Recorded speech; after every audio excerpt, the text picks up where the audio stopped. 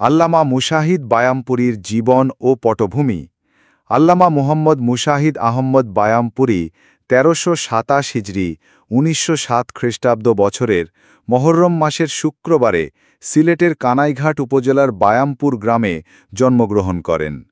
পিতা করি আলিম বিন দানিশ মিয়া ছিলেন কারি, আর মা সুফিয়া বেগম ছিলেন একজন হাফিজা ও ধার্মিক নারী। কৈশোরেই পিতৃমৃত্যুর পর তিনি মায়ের তত্ত্বাবধানে বড় হন এবং ৭ বছর বয়সে কুরআন, বাংলা ও উর্দু ভাষায় দক্ষতা অর্জন করেন। ১০ বছর বয়স পর্যন্ত কানাইঘাট ইসলামিয়া বর্তমানে দারুল উলুম মাদ্রাসায় অধ্যয়ন করার পর ভারতের রামপুর ও মিরাট আলিয়া মাদ্রাসায় তিনি ৫ বছর ও ২ বছর সন্দর্শন করেন, যেখানে তিনি তফসির, ফিকহ, আকায়েদ, দর্শন ও হাদিসে বিশেষ নৈপুণ্য অর্জন করেন। ইসলামী শিক্ষা ব্যবস্থার সংহতি।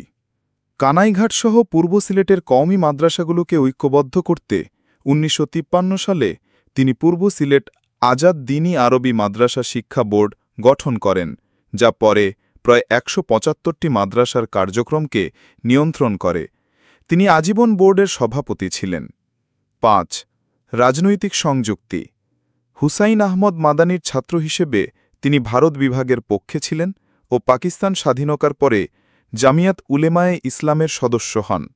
১৯৬২ সালে স্বাধীন প্রার্থী হিসেবে চেয়ার প্রতীকে সিলেট ২ থেকে নির্বাচিত হয়ে পাকিস্তান জাতীয় পরিষদের সদস্য MNA হন।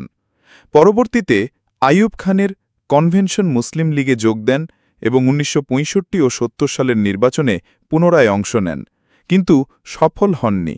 সংসদে তিনি ইসলামিক রিপাবলিক পাকিস্তান নামের জন্য কোরআন সুন্নাহ বিরোধী আইন প্রত্যাহারের দাবি উত্থাপন করেন এবং পূর্ব পাকিস্তানে ইসলামী বিশ্ববিদ্যালয় প্রতিষ্ঠার প্রস্তাব দেন।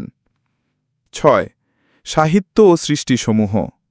আল্লামা মুশাহিদ আন্তর্জাতিক ও স্থানীয় ভাষায় অনেক গুরুত্বপূর্ণ গ্রন্থ রচনা করেছেন, যেমন আল ফাতুল কারিম ফি সিয়াসাতান নাবী আল আমিন, উর্দু ও আরবি, বাংলা অনুবাদ ইসলামের রাষ্ট্রীয় ও অর্থনৈতিক উত্তরাধিকার, আল ফুরকান বায়নাল হক ওয়াল বাতিল সকল ভাষায় সংস্করণ, সত্যের আলো ২ খণ্ড বাংলা, ইসলামে ভোট ও ভোটের অধিকার, ইজহারে হক ও অন্যান্য।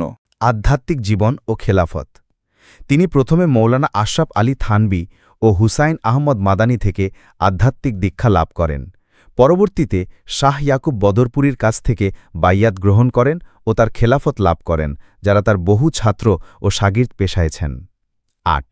ব্যক্তিগত জীবন ও ইজ্জতনামা। আল্লামা বায়ামপুরী ১০ বার বিবাহ করেন এবং তার ১১ জন সন্তান ছিলেন, মেয়েরা ও ছেলেরা। তিনি জীবনে ৩ বার হজ করেন।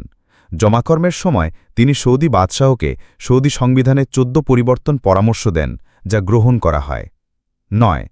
মৃত্যু ও করামত। ৭ ফেব্রুয়ারি ১৯৭১ খ্রিস্টাব্দ ১০ জিলহজ ঈদুল আজহার রাত কানাইঘাটে তিনি ইন্তেকাল করেন। তার জানাজা ঈদের দিন আসরের নামাজের পর অনুষ্ঠিত হয় এবং দাফন করা হয় দারুল উলুম কানাইঘাটের সামনে। পরবর্তী দিনগুলিতে তার কবর থেকে সুগন্ধ বের হবার ঘটনা চলতে থাকে। মৃত্যুর পর ৪০ বছর পর ২০১২ ও পরবর্তীতে ২০২০ সালে আবার প্রত্যক্ষ করা হয়, যা অনুসারীদের ভক্তি ও বিস্ময় সৃষ্টি করে। ১০. উত্তরাধিকার ও সম্মান। মর্নিং মসজিদে টুর্নামেন্ট ও সুরমা নদীর উপর নির্মিত ব্রিজ তার নামে নামকরণ করা হয়েছে, যা তার সুনাম ও স্মৃতিবিজড়িত চরিত্রের প্রতীক হিসেবে কাজ করে। হুসাইন আহমদ মাদানি তাকে সিলেটের দিকে জ্ঞানবত্তা এসেছে বলে উল্লেখ করেন, আর অন্যান্য বিশিষ্ট আলেমরা তার ইলমের পরিমাণ এত গভীর যে সিলেটের উলামাকে সমষ্টির তুলনায় মুশাহিদের হাঁটুরও উপরে বর্ণনা করেন।